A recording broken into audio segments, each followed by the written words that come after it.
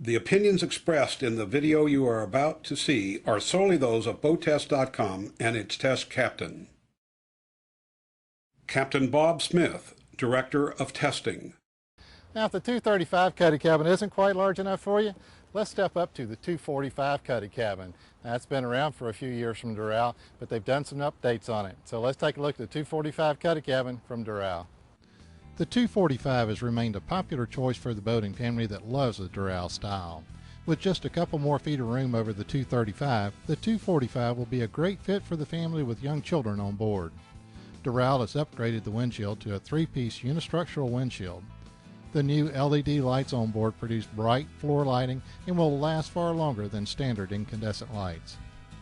The optional bow scuff plate is really handy to protect your boat when loading onto the trailer, saving it from the usual dings and scrapes. The optional docking lights help guide you onto the trailer at the ramps or in a darkened slip. Part of the outer luxury Doral designs in this boat is the custom stainless engine vents you see here. The integrated swim platform is large enough to hang out at anchor, strap-on skis, or just relax. Our model had a stereo remote which is handy to control the tunes while hanging out there.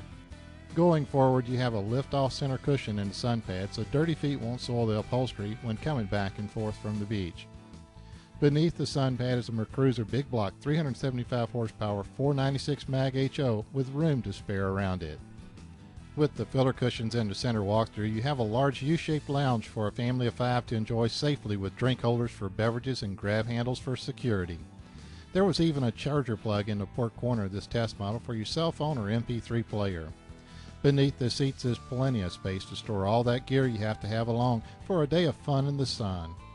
The bass speaker for the upgraded sound systems is in the port side next to the companion seat. The forward seats both have swivel slide and bolster adjustments. In the dash on the port side is a handy sink to clean up hands before snacks, along with an MP3 input to the stereo and a glove box. I found driving the 245 comfortable and the dash easy to view with analog gauges protected by a dash brow over them. Bennett trim tabs were to the right, although I didn't find I needed them in the relative calm waters of the Ottawa River.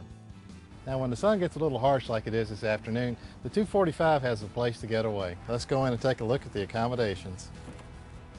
I couldn't stand up in here, but I could easily stretch out and relax if the sun got too hot or a sudden shower came up. Doral does some pretty interesting things to conserve space, such as this ceramic toilet that slides out from under the cockpit sole and the storage drawer that also serves as a support for the V-berth.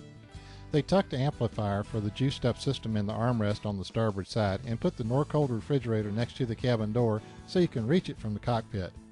The 245 Escape measures 25 feet 6 inches length on average with a beam width of 8 feet 6 inches and weighs about 4,950 pounds, so the family SUV should be able to handle her. She has a fuel capacity of 64 gallons and a sporty 18 degrees of dead rise at the transom. Testing conditions were perfect on the Ottawa River, and she was smooth out of the hole in 3 seconds and up to 30 miles per hour in 6. At 3,000 RPM, which should be close to cruise, she was going about 28 miles per hour, reaching a top speed of 56.4 miles per hour at 5,000 RPM. Well, there you go, the 245 Cuddy for 2008 from Doral. They've made some nice looking improvements on it. They're keeping up with the times. Be sure and take a look at the 245 Cuddy from Doral.